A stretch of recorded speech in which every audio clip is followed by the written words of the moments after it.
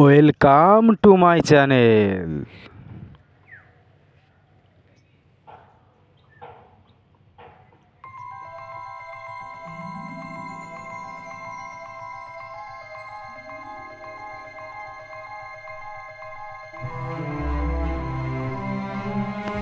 তো বন্ধুরা, আমরা এবার চলে যাব বিড়লা তারামণ্ডল পার্ট 2 ভিডিওর মধ্যে।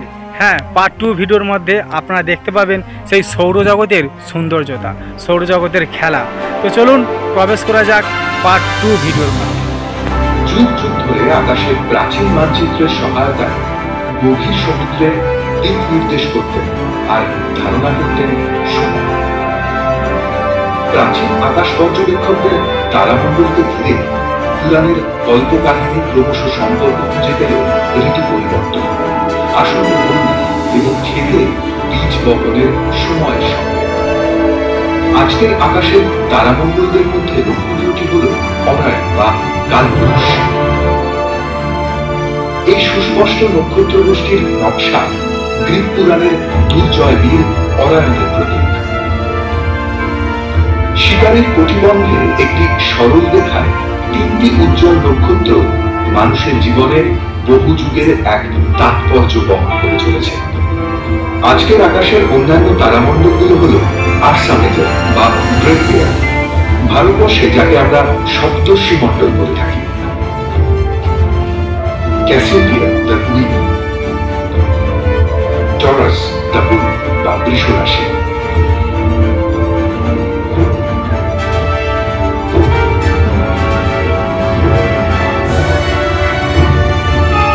সিগনাস বা হংস রাশি। প্রযুক্তির উন্নয়নে আমরা পেয়েছি সেই দৃষ্টিশক্তি যা আমাদের সামনে এনে দিয়েছে মহাকাশের গভীরতম অন্ধকারের অঞ্চল, যাদের অসীম দূরত্ব আড়াল করে রেখেছিল তাদের অস্তিত্ব। ব্রহ্মাণ্ড তার অসীম অজানার আড়াল তুলে নিয়েছে। তার অকল্পনীয় মহাজাগতিক বস্তুর চরিত্র আর প্রকৃতি আমাদের বিস্মিত করে তুলেছে। আমাদের অর্জিত জ্ঞান মহাজাগতিক ঘটনার অগ্রগতির রহস্য উদ্ঘাটন করছে, পারছে জানতে মহাকাশের সব জ্যোতিষের উৎস আর ক্রমবিবর্তনকে শনাক্ত করতে পারছে ক্রমশ ছিল অন্ধকারে লুকিয়ে থাকা তাদের বর্ণাঢ্য আর রহস্যাবৃত উপস্থিতি।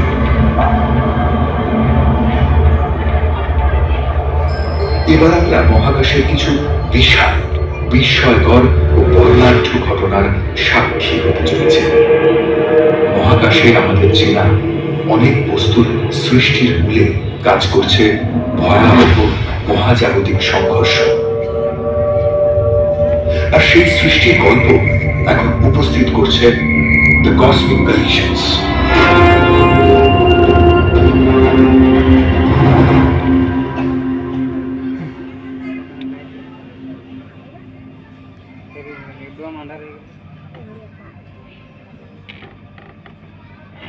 নক্ষত্রখচিত মহাকাশের এই অনন্ত সাগর বেলায় দাঁড়িয়ে অগণিত নক্ষত্রের জগৎকে যেন শান্ত মনে হয়, যেন নিয়ে আসে কোনো আশ্বাস, এক শৃঙ্খলার অনুভূতি। প্রতিদিনের পরিচিত আকাশে কোনো অজানা আগন্তুকের হঠাৎ আবির্ভাব আমাদের বিস্মিত করে। আমাদের পূর্বপুরুষেরা আতঙ্কিত হতেন আকাশে ধূমকেতু দেখা দিল। 1631 খ্রিস্টাব্দে ভিসুভিয়াসের জ্বালামুখ থেকে গড়িয়ে আসা অফুরন্ত লাভায় যখন জীবন্ত সমাধি হচ্ছিল পৃথিবীর দুটি শহর, তখন আকাশে দেখা দিয়েছিল এক অচেনা অনাহূত ধূমকেতু। 1665 প্লেগে জর্জরিত লন্ডনের আকাশে সহসা এক ধূমকেতুর আবির্ভাবকে দেখা হয়েছিল দুঃসময়ের অগ্রদূত হিসেবে। তাই প্রাচীনদের কাছে ধূমকেতুর দর্শন ছিল দুর্লক্ষণ, কোনো অমঙ্গলের পূর্বাভাস। কিন্তু আজ আমরা জানি ধূমকেতুরা আসলে বরফ আর পাথরের চাই, যারা সৌর পরিবারের বাইরে একটি নির্দিষ্ট উপবৃত্তাকার কক্ষপথে সূর্যকে প্রদক্ষিণ করে। যখন ধূমকেতু উত্তপ্ত সূর্যের দিকে আকর্ষিত হয়, তখন কঠিন বরফ গলে গিয়ে সৃষ্টি করে লক্ষ লক্ষ মাইল দাঁড়িয়ে ধুলো আর কাষ্ঠের লেজ। এই ধূমকেতুর লেজ থেকে ফেলে যাওয়া উল্কাখণ্ডগুলো পৃথিবীর আবহমণ্ডলে প্রবেশ করে বায়ুমণ্ডলে সংঘর্ষ ঘটাবে। সংঘর্ষের ফলে জ্বলতে থাকবে খণ্ডগুলো, আর সৃষ্টি হবে উজ্জ্বল উল্কা বৃষ্টি।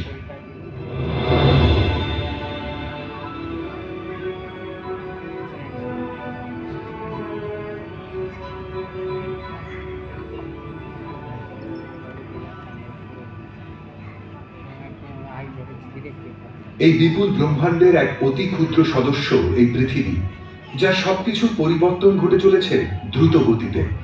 শুধু পৃথিবীতে নয়, পরিবর্তন ঘটে চলেছে অবিচ্ছিন্নভাবে ব্রহ্মাণ্ড জুড়ে। শুধু গ্রহ বা নক্ষত্র নয়, নক্ষত্রপুঞ্জেরা ছুটে চলেছে ব্রহ্মাণ্ডব্যাপী অভিকর্ষের অমোঘ আকর্ষণে।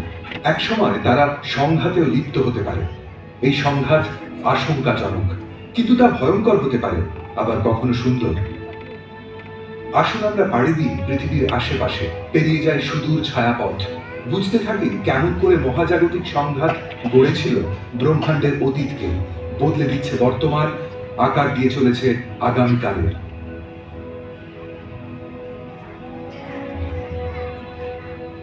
চাঁদের জন্ম রহস্য নিয়েছিল অনেক তত্ত্ব।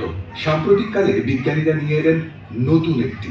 আসুন আমরা পিছিয়ে যাই সময়ের পথ ধরে 450 কোটি বছর অতীতে, দেখতে কি ঘটেছিল সেই সময়।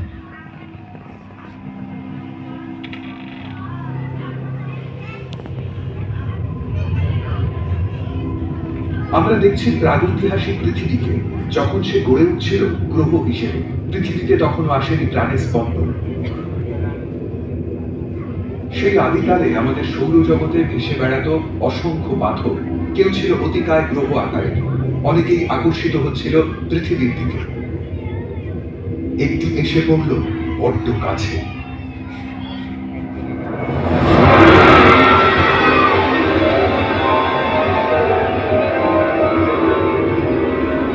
ঘটল এক প্রচন্ড সংঘর্ষ।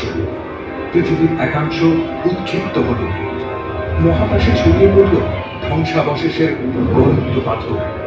কিছু পাথর ফিরে এলো বিধ্বস্ত পৃথিবী।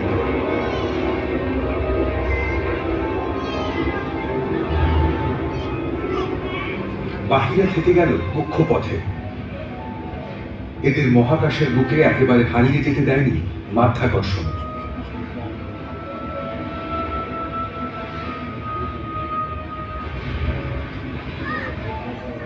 পৃথিবীকে কেন্দ্র করে ঘূর্ণায়মান অসংখ্য পাথর মাধ্যাকর্ষণের প্রভাবে পরস্পরের কাছে আসতে থাকল।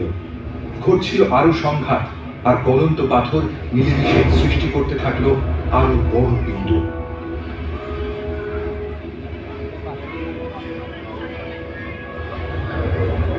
এক সপ্তাহের মধ্যে পিণ্ডগুলো বড় থেকে আরো বড় আকার নিল।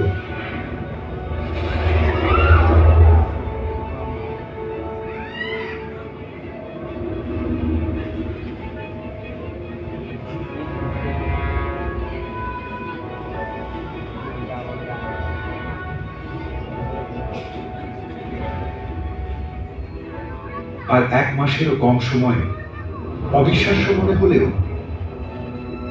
জন্ম নিল চাঁদ। হ্যাঁ, এটা ঠিক, মাত্র 1 মাসে জন্ম নিয়েছিল আমাদের চাঁদ।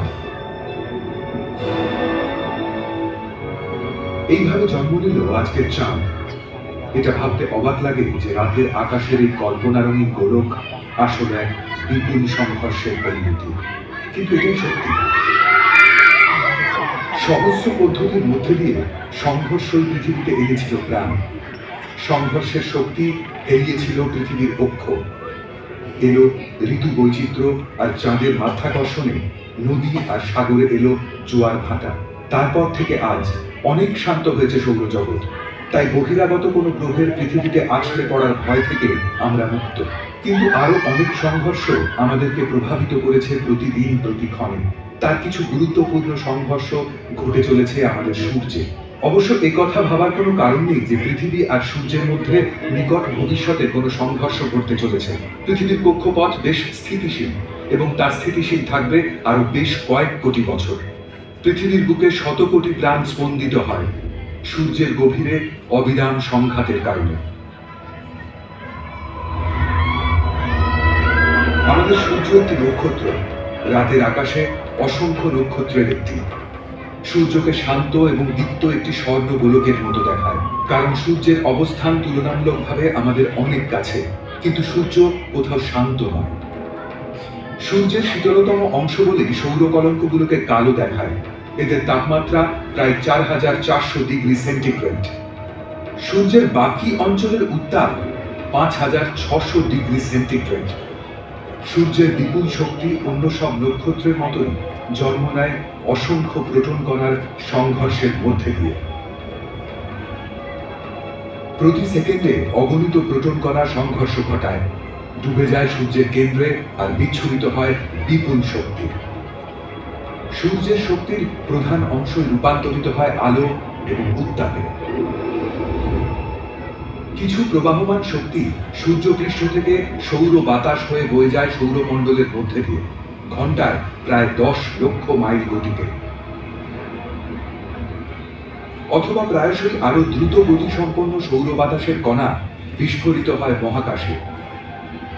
আমরা এখন নাসার উপগ্রহের চোখ দিয়ে সৌর ঝড়ের প্রকৃত ছবি দেখছি। এরা কিন্তু একেবারেই শান্ত নয়। আমাদের কৃত্রিম উপগ্রহের ক্যামেরাকে অকেজ করে দিয়েছিল এই সৌর ঝড়।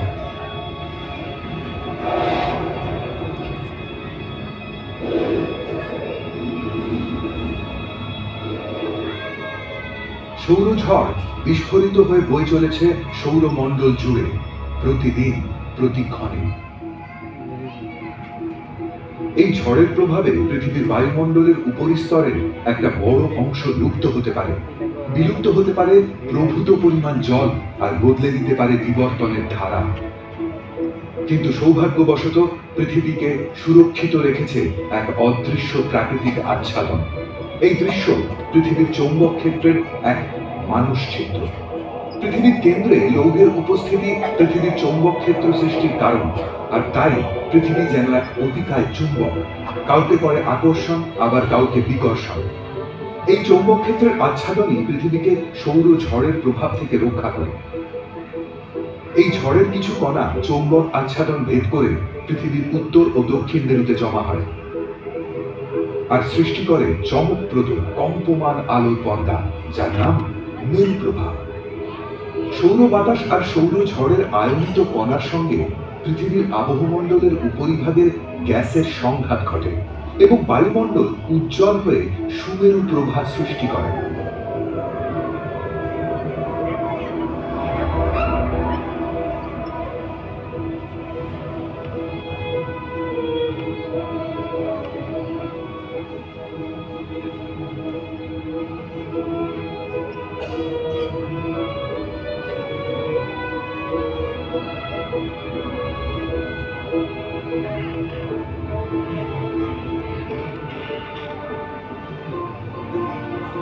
যা বিমান চলাচলের এলাকা ছাড়িয়ে অনেক অনেক, আর এটি সৃষ্টি করে অপূর্ব এই প্রাকৃতিক আলোর খেলা।